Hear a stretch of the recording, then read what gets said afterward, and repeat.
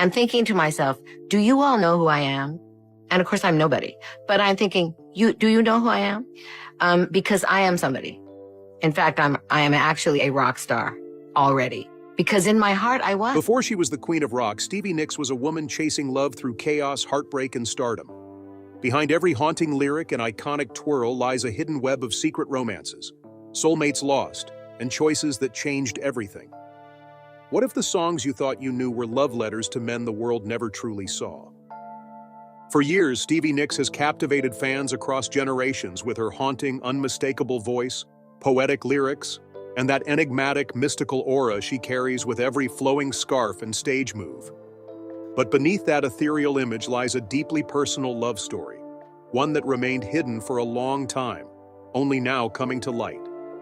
This secret romance wasn't just a fleeting chapter in her life. It was the heart and soul behind some of her most powerful songs, leaving an indelible mark not only on her music but on her very being. So who was the man who held her heart captive for so long? What raw emotions and hidden feelings have been woven quietly beneath the lyrics we all know and cherish? Her relationships weren't just fodder for the tabloids, they were the fire fueling her art. The heartache, longing, and shattered dreams all poured into her music, creating the soundtrack for an entire generation. This is the untold love story of Stevie Nicks, a woman who loved fiercely, lost painfully, and turned every broken piece into music that has stood the test of time. Stevie was a dreamer, her voice unlike any other, a blend of raw power and vulnerability. The man she loved was a quiet, brooding guitarist with undeniable talent. When Stevie met Lindsey Buckingham back in high school, neither could have guessed they were stepping into a love story destined to reshape rock history. Their first encounter wasn't flashy or dramatic. It was simple. Two teenagers connected by a shared passion for music. Yet beneath the surface, something sparked. An unspoken bond that felt impossible to ignore. Their voices intertwined so perfectly, it was as if the universe had already written their future. Though after high school they went their separate ways, fate wasn't finished with them. 2 years later, Lindsey, playing in a psychedelic rock band called Fritz, needed a singer. He reached out to Stevie, who answered without hesitation. That phone call flipped their worlds upside down. As Fritz took shape, so did their relationship. Late-night rehearsals turned into stolen moments. Songwriting became their way of speaking heart to heart. Fritz was their baptism by fire, a gritty, raw glimpse into the harsh realities of the music industry. They had the thrill of opening for legends like Jefferson Airplane and Janis Joplin, sharing the stage with icons of the counterculture era. But despite the buzz, Fritz never broke through. The music business was ruthless, the competition relentless, and slowly the dream started to crumble. When Fritz dissolved in 1972, Stevie and Lindsey were left with nothing but their love and the conviction that their story was far from over. Refusing to give up, they packed their lives into a beat-up car and drove to Los Angeles, armed with little more than hope, grit, and a promise to make it work. LA was a harsh new reality. The dream seemed even more distant. Stevie worked waiting tables and cleaning homes, scrubbing the floors of the very people she wished to become. Lindsey, the perfectionist, threw himself entirely into their music, determined to prove they were more than just another failed act. After months spent battling through hardship and uncertainty, a small but powerful flicker of hope finally appeared on the horizon for Stevie Nicks and Lindsey Buckingham. In 1973, they released Buckingham Nicks, an album that perfectly captured their unique musical chemistry, a blend of Lindsey's intricate, skillful guitar work and Stevie's ethereal, haunting vocals. Their voices and instruments merged into harmonies that shimmered with an almost magical quality, sounding like pure gold to anyone lucky enough to hear it. The album was a clear testament to their talent and the promise of what they could achieve together. However, despite the undeniable artistry and passion poured into that record, the album failed to gain the recognition they had hoped for. No radio stations picked up their songs, no hits emerged from the tracks, and the album quietly faded into obscurity. For many artists, such a crushing rejection would have been devastating, enough to shatter dreams and silence ambition. But Stevie and Lindsey were not ordinary artists, and they refused to let this setback define their futures. Instead of succumbing to disappointment, the album's failure only stoked a fiercer fire inside them. They were far from done. In fact, this rejection became the fuel that powered their drive to keep pushing forward, to prove their worth to the world. They clung to their shared belief in the music they created, knowing that their breakthrough was still ahead. Then, in 1974, a phone call came that changed everything. Mick Fleetwood, the drummer and founder of the band Fleetwood Mac, was searching for a new guitarist to breathe life back into the struggling group. He had heard Lindsay's playing and was immediately impressed by the raw skill and emotion Lindsay brought to his guitar. However, Lindsay wasn't interested in joining the band alone. He insisted that Stevie come along too. This was a bold and risky demand, but it was one that would forever alter the course of music history.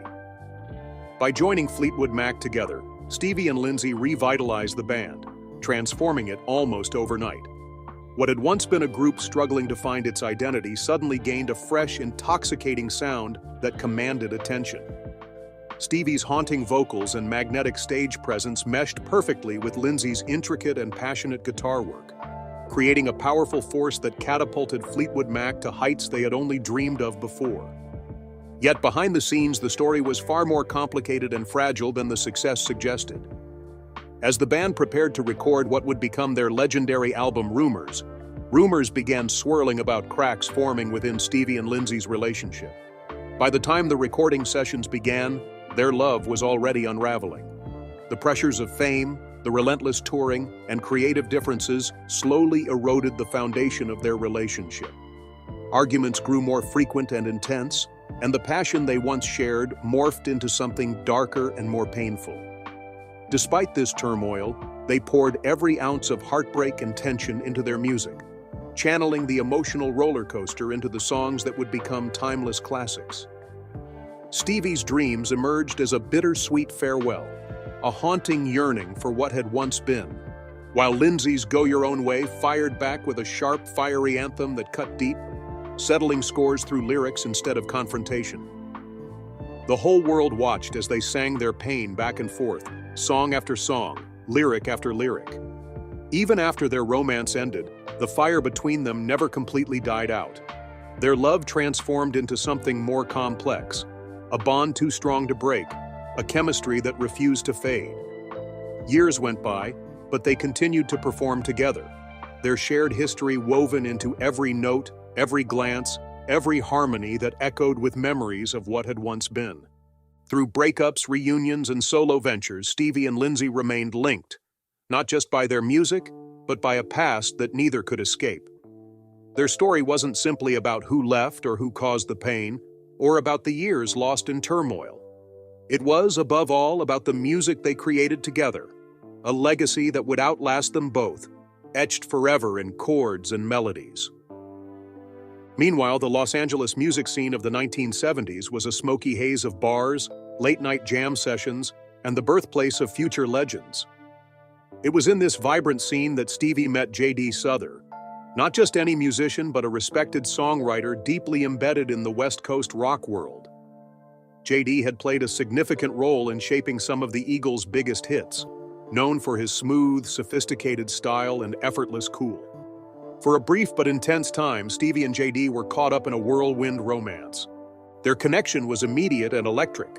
They spoke the same language of melodies, lyrics, and late nights spent breaking down songs and dreams. J.D. was unlike the men Stevie had encountered before. He wasn't tangled in the chaos surrounding Fleetwood Mac. Instead, he was steady and confident, with a calm understanding of the music industry that didn't consume him. Most importantly, J.D. saw Stevie not merely as a rock star, but as a serious artist. And that recognition was something new and deeply refreshing for her. In J.D., Stevie found a partner who valued her artistry as much as her spirit. And for a while, that connection was everything she needed. With Lindsay, love was complicated, tangled up in ambition, passion, and a growing undercurrent of resentment. Their connection burned bright but was often shadowed by the pressures of success and personal struggles, making their relationship as intense as it was fragile. Mick Fleetwood's relationship with Stevie was a different kind of love, forbidden, secretive, and fleeting, existing in the cracks between friendship and something more dangerous. But when it came to J.D. Souther, their romance was marked by a rare simplicity and ease, a calm oasis amid the chaos of rock and roll. Yet ironically, that very simplicity carried its own risks. JD opened a door for Stevie to a different side of music, one less about heartbreak and drama and more about the craft of songwriting and the beauty of calm. He was a master storyteller, someone who could capture vivid stories and emotions in just a few minutes of song, leaving listeners captivated and wanting more. JD's influence on Stevie's songwriting was unmistakable. He helped her hone her craft, encouraging her to strip her songs down to their rawest emotions and to embrace vulnerability as a source of strength. Their time together brought a gentler, more reflective quality to her writing, a shift from the turbulence of past relationships to something more introspective and authentic. But beneath the surface of their sweet romance was a quiet tension. Stevie had spent years fighting to be recognized as more than just a girlfriend or a member of Fleetwood Mac. She was determined to carve out a unique identity as an artist in her own right. She couldn't allow her light to be dimmed or overshadowed by anyone else's success, no matter how supportive they might be. Although JD respected Stevie's talent and fiercely supported her, Stevie was painfully aware of the gender dynamics in the music industry. She saw firsthand how male songwriters, producers, and musicians were often granted respect and credibility with little resistance, while women had to battle relentlessly for every ounce of recognition. Stevie had sacrificed too much and fought too hard to risk slipping into the role of a supporting player in someone else's story. Deep inside, she knew that staying in JD's steady, comfortable world might mean losing the fierce, untamed fire that had driven her rise in the first place. Their romance, intense and meaningful as it was never destined to last forever. The very love for music that had brought them together also became the force that eventually pulled them apart. Stevie was standing on the edge of a new chapter in her life, ready to launch her solo career and step fully into the spotlight on her own terms. To achieve that, she couldn't be known as JD Souther's girlfriend. She had to be Stevie Nicks, a force all by herself. So without bitterness or drama, she quietly chose independence. She chose her music, her dreams, and the path she was determined to forge alone. Though their time together was brief, the impact of Stevie Nicks and JD Souther's relationship resonated long after they parted ways. The connection they shared left a lasting imprint on Stevie's songwriting, with subtle echoes of their bittersweet romance weaving through her music. The song After the Glitter Fades captured the essence of their time, a love that shone bright and beautiful, yet was never meant to endure. Stevie rarely spoke about JD in interviews, preferring to keep their story private, but the respect she held for him was clear whenever she discussed songwriting and the lessons she had learned through their relationship. Their story wasn't one defined by tragedy or betrayal, but a brief, poignant chapter in the complex, ongoing narrative of Stevie's life. It was a relationship that didn't break her, but instead reminded her of who she truly was and who she was meant to become. And for Stevie, that quiet realization was more than enough. But the story didn't end there. A new chapter unfolded, one that threatened to shake the very foundation of Fleetwood Mac itself. It was the kind of love that had the potential to tear the band apart, born not out of careful planning or desire, but from a moment no one saw coming. Stevie and Mick Fleetwood weren't just bandmates, they were family, tightly bound by their shared music, their collective fame, and the whirlwind journey that was Fleetwood Mac. Yet amid the relentless storm of touring, recording sessions, and the emotional baggage left from past relationships, their friendship crossed a fragile line. Mick was married, and Stevie had recently ended her complicated romance with Lindsey Buckingham. Their connection had always been grounded in trust, respect, and a deep creative bond. But somewhere along the way, something shifted. What began as friendship morphed into a secret that neither of them could easily undo. What began as friendship quietly morphed into a stolen moment, a secret that neither was ready to face head-on. Their affair flared fast and bright, but was never destined for permanence. Mick, the band's leader and the glue that held Fleetwood Mac together, and Stevie, the band's shining star with a voice that captivated millions, had everything except the ability to make their romance work. While the affair stayed hidden from the public eye, the tension it caused within the band was palpable. Lindsey Buckingham knew, Christine McVie knew, John McVie knew. No matter how hard they tried to keep it under wraps, the silent glances, the subtle shifts in energy, and the quiet resentment seeped into the band's fragile atmosphere and affected the music itself. Then, as suddenly as it had begun, the affair ended. Mick, wrestling with his own demons and the collapse of his marriage, decided to call it off. For Stevie, it was another heartbreak, another lesson in love and loss. But unlike with Lindsay, Mick was not someone she could fight to keep. He was brilliant, complicated, and self-destructive. And deep down, Stevie knew he would never truly be hers. The fallout was inevitable. Fleetwood Mac had already survived the breakup between Stevie and Lindsay. Could they survive this new emotional upheaval? Somehow they did. The band proved their resilience, turning pain, betrayal, and mistakes into fuel for their music and part of the story that defined them. Stevie channeled her heartbreak into her songs, allowing the pain to bleed into melodies that resonated deeply. The haunting track Sarah was her personal love letter to what might have been, a quiet longing for a life that slipped through her fingers. Meanwhile, Mick buried himself in the chaos, the madness of keeping the band moving forward despite the turmoil. His relationship with Stevie became yet another complex chapter in Fleetwood Mac's tangled saga of love and heartbreak. Looking back, Stevie has called their affair a mistake, one that caused hurt and regret. But she has never denied the authenticity of their connection. It was real, if brief. And like everything in her life, she transformed it into art, something lasting and timeless. In the world of Fleetwood Mac, nothing was ever simple. Love and music, pain and passion, they were inseparable, forever entwined. For Stevie, that entwining was both her greatest gift and her deepest curse. Then came another unforgettable meeting, the moment Stevie Nicks and Don Henley crossed paths. The chemistry between them was impossible to ignore. Stevie was the reigning queen of rock, the haunting voice behind Fleetwood Mac, while Don was the mastermind behind the Eagles, a songwriter with a voice as smooth and warm as the California sun.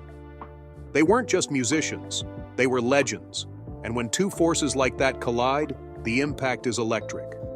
Their bond grew through late-night conversations, shared road stories, and a profound understanding of the harsh realities of fame.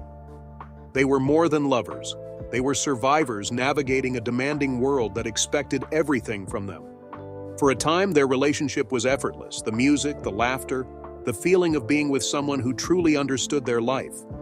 But love in their world was never simple. There were schedules, tours, egos, and expectations constantly pulling at them. Then everything changed when Stevie discovered she was pregnant.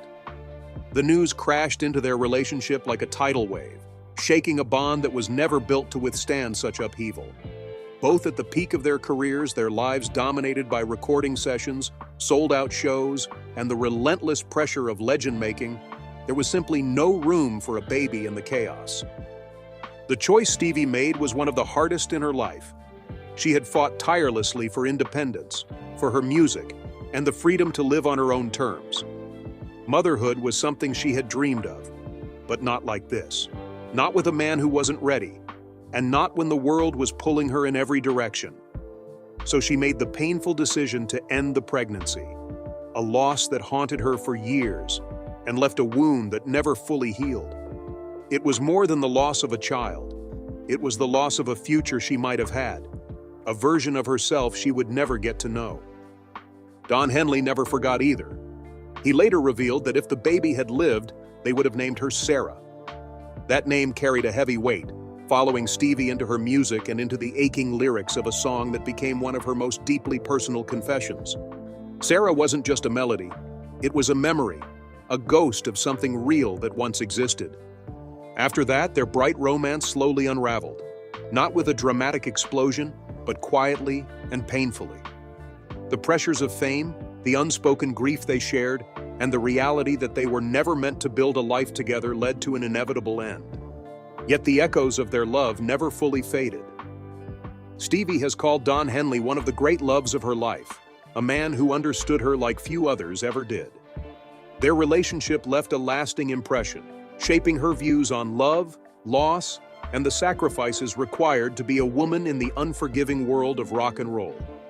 For Stevie, love was never simple. It was passion and pain, beauty and regret, all woven into songs that would outlive them both. Though she walked away from Don Henley and the life they might have shared, she carried the memory with her. In every note, every lyric, every whispered line of a song that still haunts the world today. When Stevie Nicks walked into the studio to record Belladonna, she wasn't just making an album, she was making history. Standing beside her, shaping the sound that would define her solo career, was Jimmy Iovine. He wasn't just another producer, he was a visionary, a force of nature in the music world. Before long, their collaboration became something much more than just music. Jimmy saw something in Stevie that few others did. He understood her not just as the voice of Fleetwood Mac, but as a solo artist with a unique sound. He knew how to push her, to bring out the raw emotion in her songs, and to make sure the world saw her exactly as he did. During long recording sessions and late nights chasing perfection, something changed between them. The line between producer and artist blurred, and soon they weren't just making an album, they were falling into something deeper.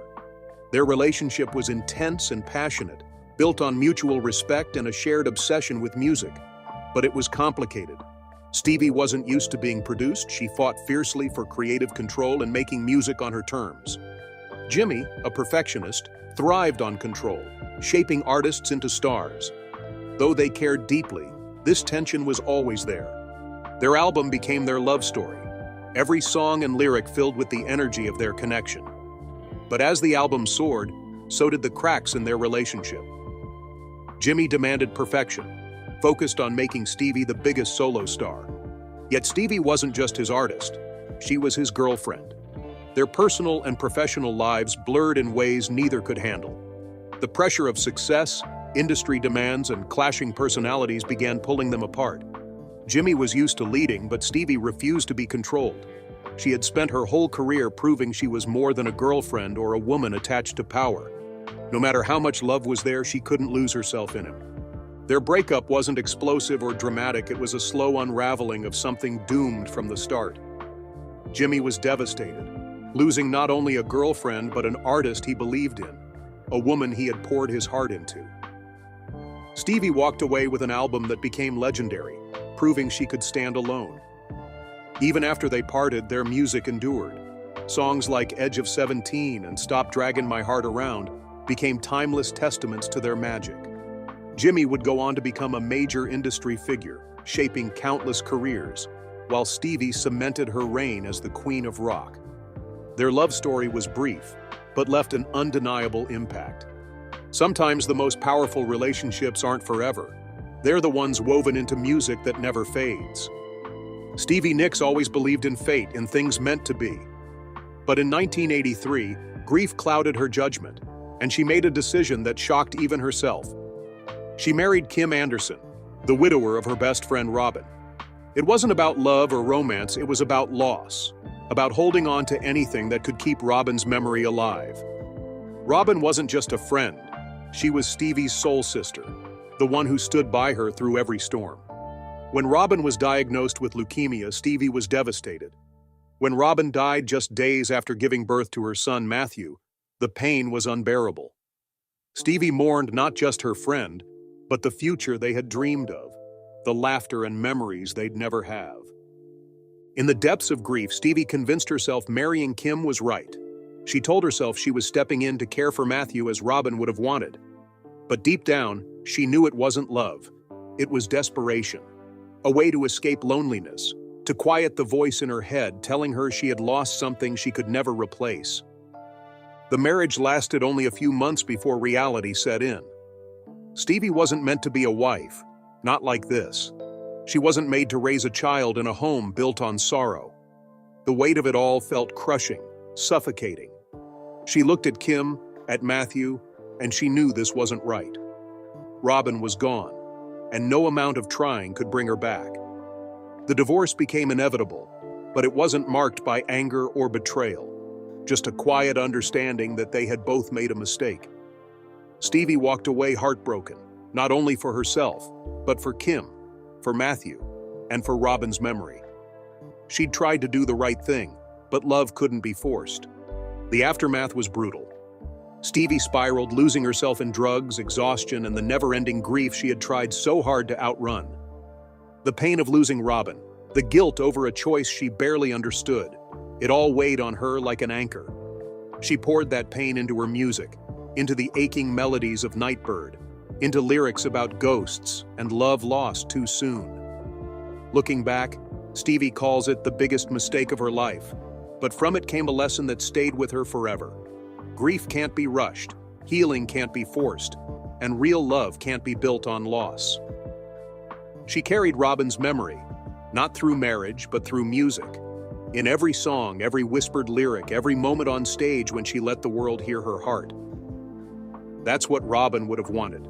Not a marriage built on sorrow, but a life filled with music, with love, with magic that never truly fades. Stevie had known love in many forms, passionate, destructive, fleeting. But with Joe Walsh, it was different. It wasn't just romance or chemistry. It was something deeper, something unspoken. She called him her great love, her soulmate, the man who understood her like no one else ever had. They met in the early 80s, two rock legends living at full speed, both carrying the weight of success and their own demons. Joe Walsh was already a guitar god, a key figure in the Eagles, his talent matched only by his wild spirit. Stevie was at the height of her solo career, balancing the chaos of fame with the chaos of her personal life.